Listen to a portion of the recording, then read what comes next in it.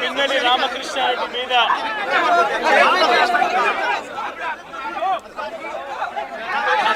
ఏకంగా 307 అంటే attempt murder లాంటి కేసులు పెట్టి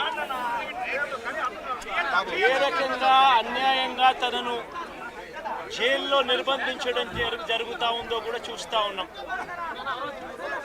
ఈరోజు రాష్ట్ర వ్యాప్తంగా కూడా ఇదే కార్యక్రమాలు జరుగుతూ ఉన్నాయి. రాష్ట్ర వ్యాప్తంగా కూడా కేవలం తెలుగుదేశం పార్టీకి చంద్రబాబు నాయుడు గారికి ఓటు వేయలేదు అన్న ఒకే ఒక కారణంతో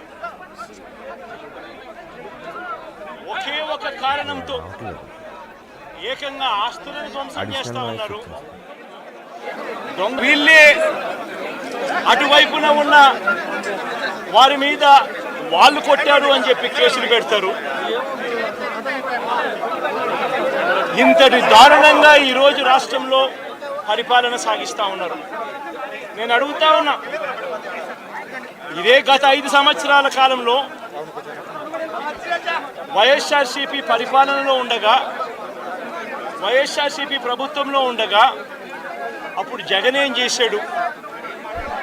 కులం చూడలేదు, మతం చూడలేదు, ప్రాంతం చూడలేదు, చివరికి ఏ పార్టీకి ఓటు వేశారన్నది కూడా చూడకుండా ప్రతి పథకము ప్రతి మనిషి కూడా అర్హత తీసుకుని ప్రతి ఇంటికి డోర్ డెలివరీ చేసిన ప్రభుత్వం వైఎస్ఆర్సీపీ ప్రభుత్వందైతే, జగన్మోహన్ రెడ్డి ప్రభుత్వందైతే ఈరోజు కేవలం తెలుగుదేశం పార్టీకి ఓటు వేయలేదని, కేవలం చంద్రబాబు నాయుడు గారికి ఓటు వేయలేదని, కేవలం ఓటు వేయలేదన్న ఒక్క కారణంతో ఆస్తులు ధ్వంసం చేస్తూ ఉన్నారు, మనుషులను కొడతా ఉన్నారు, కొట్టి మరీ కేసులు పెడతా ఉన్నారు. ఇంతటి అన్యాయంగా రాష్ట్రాన్ని రావణ కాష్టం చేస్తూ ఉన్నారు. రాజశేఖర రెడ్డి గారి విగ్రహాలను విరగొడతా ఉన్నారు, పగలగొడతా ఉన్నారు. ఇవన్నీ ఏదైతే చేస్తూ ఉన్నారో ఇవన్నీ కూడా శిశుపాలుని పాపాల మాదిరిగా ఇవన్నీ కూడా పాపాలు పండుతాయి. ప్రజాస్వామ్యంలో ఏదైనా కూడా ప్రజలకు మంచి చేసి ప్రజల గుండెల్లో స్థానం సంపాదించుకుని ప్రజల దగ్గరికి వెళ్ళి ఫలాని మంచి చేశాం కాబట్టి మాకు ఓటు వేయండి అని అడిగే పరిస్థితులు ఉండాలి తప్పనిచ్చి ఈ మాదిరిగా దౌర్జన్యాలు చేసి, ఈ మాదిరిగా అన్యాయమైన కేసులు బిగించి, ఈ మాదిరిగా ఆస్తులు ధ్వంసం చేసి, ఈ మాదిరిగా ఫియర్ సైకోసిస్ క్రియేట్ చేస్తూ రాజకీయాలు చేస్తే మాత్రం అది ఏ రోజు కూడా నిలబడే రాజకీయం కాదు. తాత్కాలిక మేలేదైనా జరుగుతుందేమో తప్పనిచ్చి తర్వాత ఓటు వేసేటప్పుడు మాత్రం ప్రజలు ఇవన్నీ కూడా ఖచ్చితంగా గుర్తుపెట్టుకొని లెక్క జమ చేసి చంద్రబాబు నాయుడు గారికి గట్టిగా బుద్ధి చెప్పే పరిస్థితులు రోజులు కూడా తొందరలోనే ఉన్నాయి అని కూడా ఈ సందర్భంగా చంద్రబాబు నాయుడు గారిలో మార్పు రావాలని సందర్భంగా కూడా తెలియజేస్తా ఉన్నా. నిజంగా ఇదే విషయానికి వస్తే ప్రజలు ఎందుకు నీకు ఓటేశారు చంద్రబాబు నాయుడు గారు అని చెప్పి ఫస్ట్ చంద్రబాబు నాయుడు ఆలోచన చేయాలి. ఒకవైపున వైఎస్ఆర్ కాంగ్రెస్ పార్టీ ప్రజల్లో వ్యతిరేకత వల్ల ఓడిపోలేదు, ప్రజలకు మంచి చేసి ప్రజలకు మంచి చేసి వైఎస్ఆర్ కాంగ్రెస్ పార్టీ ఓడిపోయింది. ఎందుకు ఓడిపోయింది అని అంటే చంద్రబాబు నాయుడు చేసిన మోసపూరిత హామీలకు ప్రజలు కాస్తో కూస్తో కొద్దిగా ఇదై ఆ 10% కాస్త అటువైపున షిఫ్ట్ అయ్యి చంద్రబాబు నాయుడు గారు అధికారంలోకి వచ్చిన పరిస్థితులు. మరి చంద్రబాబు నాయుడు అధికారంలోకి వచ్చిన తర్వాత ఈరోజు రైతులకు ఇస్తానన్న రైతు భరోసా 20,000 రూపాయలు ప్రతి రైతన్నకి ఇస్తానన్నాడు. వ్యవసాయం స్టార్ట్ అయింది, ఖరీఫ్ మొదలైంది, పంటలు వేగంగా వేస్తూ ఉన్నారు రైతన్నలు. ఇంతవరకు రైతు భరోసా 10,000-20,000 రూపాయలు ఇస్తానన్న దానికి అతి గతి లేదు. బడులు మొదలయ్యాయి. అమ్మఒడి కింద జగన్ 15,000 ఇస్తాను అని అంటే కాదు చంద్రబాబు నాయుడు వస్తే ఎంతమంది పిల్లలు ఉంటే అంతమందికి ఇస్తాడు, ప్రతి ఒక్కరికి 15,000 ఇస్తాడు అని చెప్పారు.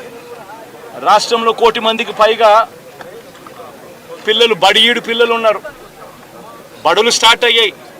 ఆ ప్రతి తల్లి కూడా అడుగుతూ ఉంది, తల్లికి వందనం అని పేరు పెట్టావు, అమ్మఒడి అనే పథకాన్ని పేరు మార్చావు, మరి ఆ డబ్బులు ఏమైనాయని చెప్పి గవర్నెన్స్ మీద కాస్త ధ్యాస పెట్టి ఆ తల్లులకి ఇచ్చే డబ్బులు ఇచ్చే కార్యక్రమం చూడండి.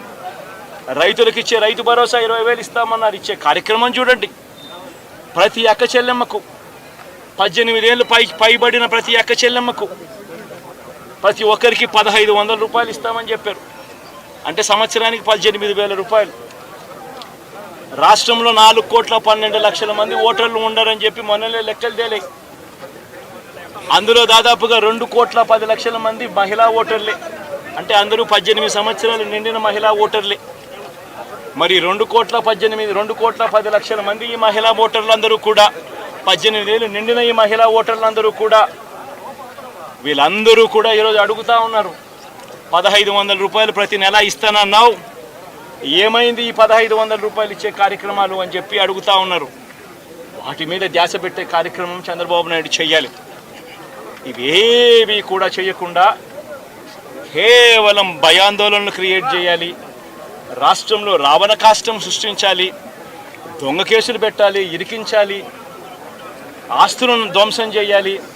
వైఎస్ఆర్సీపీ అభిమానులైనా, వైఎస్ఆర్సీపీ కార్యకర్తలైనా, వైఎస్ఆర్సీపీకి ఓటు వేసిన వారైనా కూడా ఎవరిని కూడా ఉంచకూడదు అన్న దుర్మార్గపు ఆలోచనలతో అడుగులు ముందుకు వేయడం అతి హేయమైన రాజకీయం అని కూడా ఈ సందర్భంగా తెలియజేస్తా ఉన్నా. ఇదే రామకృష్ణారెడ్డి విషయానికే వస్తే నిజంగా ఎంతటి అన్యాయమైన పరిస్థితిలో కేసులు బిగించారు అన్నది ఒకసారి అందరూ కూడా ఆలోచన చేయమని కోరుతా ఉన్నా. ఇదే విషయం కారంపూడి ఘటన జరిగింది ఎప్పుడు? ఎన్నికలు అయిపోయిన తర్వాత మరుసటి రోజు, అంటే మే 14వ తారీఖున కారంపూడిలో ఘటన జరిగింది. కారంపూడిలో ఏం ఘటన జరిగింది, ఎందుకు జరిగింది? కారంపూడిలో తెలుగుదేశం పార్టీ చేసిన ఆకృత్యాలకు ఒక ఎస్సీ కుటుంబంలో ఉన్న మహిళలు ఇబ్బంది పడే పరిస్థితిలోకి పోయినప్పుడు వాళ్ళను పరామర్శించడానికి డిఎస్పీ అనుమతి తీసుకునే మరుసటి రోజు, ఎన్నికలు అయిపోయిన మరుసటి రోజు ఎమ్మెల్యే బయలుదేరాడు. ఎమ్మెల్యే కారంపూడికి చేరుకోక మునిపే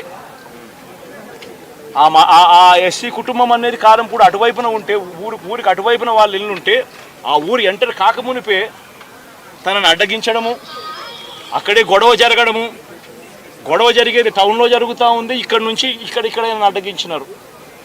అసలు సిఐ అనే నారాయణ స్వామి అనే ఈ సిఐతో కనీసం ఎమ్మెల్యే కనీసం తటస్థ కూడా పడలేదు, కనీసం చూసిన దాఖలాలు కూడా లేవు వీళ్ళిద్దరూ. ఆ రోజు ఆయన ఉండేది వేరే లొకేషన్లో, గొడవలో వేరే లొకేషన్, టౌన్ మధ్యలో గొడవ జరుగుతా అంటే ఆయన ఉన్నాడు, టౌన్ మొదట్లో ఈయన ఉన్నాడు. అసలు ఆయన తటస్థపడలేదు. ఆయన మీద ఆ గొడవ జరిగేటప్పుడు రాళ్ళు ఇటువైపు నుంచి అటువైపు నుంచి పడ్డాయి. చిన్న రాయి ఏదో తగిలి ఉండొచ్చేమో బహుశా, కానీ చిన్న రాయి కాబట్టి అసలు ఆయన మరుసటి రోజు అదే రోజు మెడికో లీగల్ కేసు కూడా పెట్టలా. అంటే ఎంత చిన్న ఘటన అది, జరిగిందో లేదో కూడా తెలియదు. మే 14న జరిగితే 9 రోజుల తర్వాత, అంటే మే 23వ తారీఖున ఆయనకి ఏదో జరిగిందన్నట్టుగా ఆ సిఐ హత్యాయత్నం కేసు పెట్టడం జరుగుతూ ఉంది రామకృష్ణారెడ్డి. కనీసం సీన్లో కూడా లేని వ్యక్తిని. ఇది అన్యాయం కాదా అని అడుగుతా ఉన్నా. అసలు ఇన్సిడెంటే జరిగిందో లేదో కూడా తెలియదు ఆయనకి. ఇన్సిడెంట్ నిజంగానే జరిగిందంటే మే 14న ఆయన జరిగిందంటే మే 15వ తారీఖునే మెడికో లీగల్ కేసు ఎందుకు పెట్టలేదు? 17వ తారీఖున సిట్ వేసింది కేంద్ర ఎన్నికల సంఘం. 17వ తారీఖు నుంచి 20వ తారీఖు వరకు పల్నాడు ఏరియాలో ఆ సిట్ బృందం తిరిగి ఇన్సిడెంట్ జరిగిన ప్రతి అంశం మీద రిపోర్ట్ ఇచ్చింది. ఆ రిపోర్ట్ ఇచ్చిన దాంట్లో, ఆ సిట్ ఇచ్చిన రిపోర్ట్లలో ఎందుకు ఈ అంశం రాలేదు? మరి ఈ రకంగా ఒక మనిషిని హత్యాయత్నం కేసు మీద బిగించడం ధర్మమేనా? ఇంకొక కేసు కూడా తన మీద హత్యాయత్నం కేసు పెట్టాడు. మే 13వ తారీఖున ఎన్నికల సమయంలో పాల్వాయి గేట్ అనే పోలింగ్ కేంద్రం దగ్గర తాను అక్కడికి వెళ్ళినప్పుడు జరిగిన ఘటన మీద అసలు ఎందుకు ఆ ఘటన జరిగింది?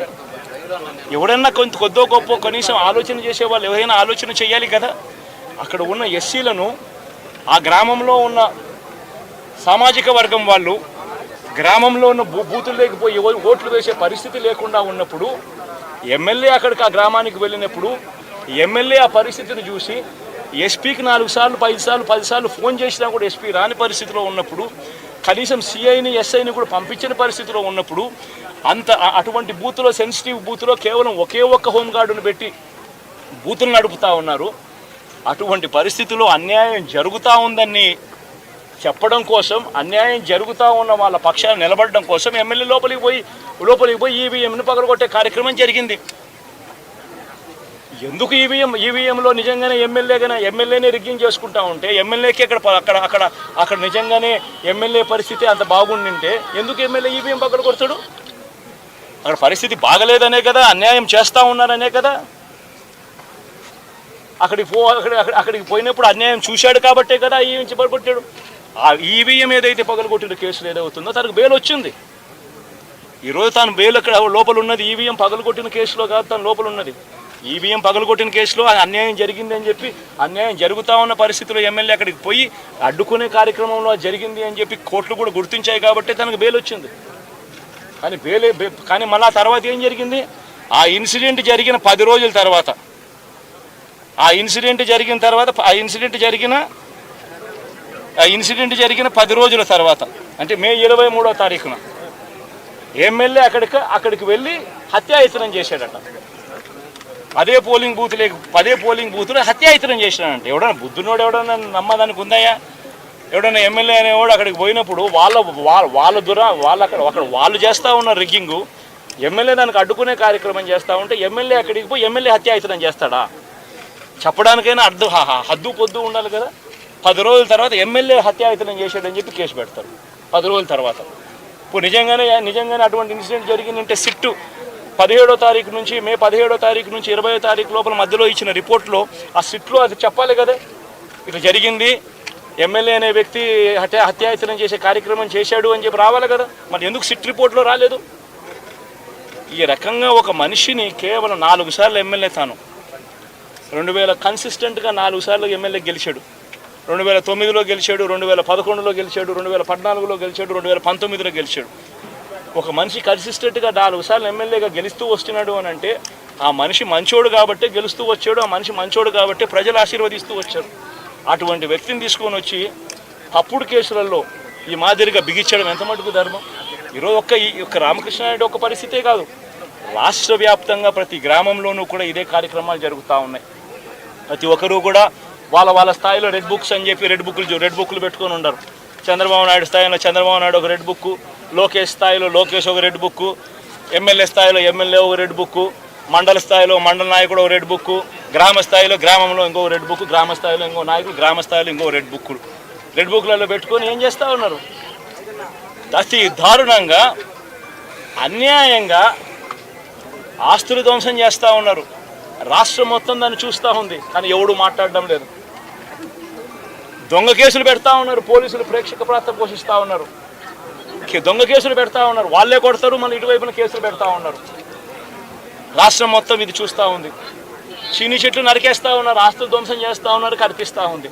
ఎమ్మెల్యేలు ఏకంగా జేసీబీల మీద, పొక్లైన్ల మీద ఎమ్మెల్యేలు స్వయంగా తిష్టేసి ఏకంగా పోయి బిల్డింగులు పగలగొట్టే కార్యక్రమాలు చేస్తూ ఉన్నారు.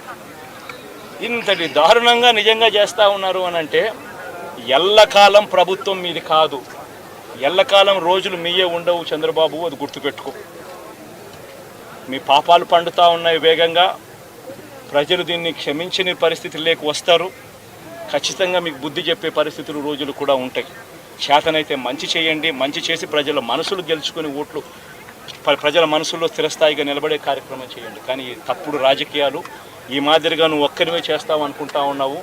ఇదే మాదిరిగా కొనసాగితే రాష్ట్రంలో ఒక తప్పుడు సాంప్రదాయానికి నువ్వు నాంది పలుకుతా ఉన్నావు. నువ్వు వేసే ఈ బీజం, నువ్వు వేసే ఈ తప్పుడు సాంప్రదాయం, రేపొద్దున నువ్వు వేసే ఈ బీజం చెట్టు అవుతుంది. రేపొద్దున నువ్వు ఏదైతే ఇత్తుతావో అదే పండుతుంది. రేపొద్దున మళ్ళీ మీ గ్రామాలలో మీ కార్యకర్తలకు ఇదే పరిస్థితినే, ఇదే మాదిరిగానే మళ్ళీ జరిగే కార్యక్రమాలు కూడా జరుగుతాయి. అటువంటి తప్పుడు సాంప్రదాయాలు దయచేసి ఇప్పటికన్నా ఆపండి. నాయకులుగా ఉన్న మనలాంటి వాళ్ళం ఇలాంటివి ప్రోత్సహించకూడదు. ఇలాంటివి ఎవరు తప్పు చేసినా తప్పు అని చెప్పే కార్యక్రమం నాయకులుగా మనం చెయ్యాలి. కానీ దగ్గరుండి ఈ మాదిరిగా ప్రోత్సహించడం అతి దుర్మార్గమైన కార్యక్రమం. దయచేసి దీనికి ఫుల్ స్టాప్ పెట్టే కార్యక్రమం ఖచ్చితంగా చేయండి చంద్రబాబు అని చెప్పి సందర్భంగా మరొక్కసారి చంద్రబాబును ఈసారి హెచ్చరిస్తున్నామని కూడా చెప్తా ఉన్నాం. ఈసారి కోరడం లేదు, హెచ్చరిస్తున్నామని కూడా చెప్తా ఉన్నాం. ఇదే మా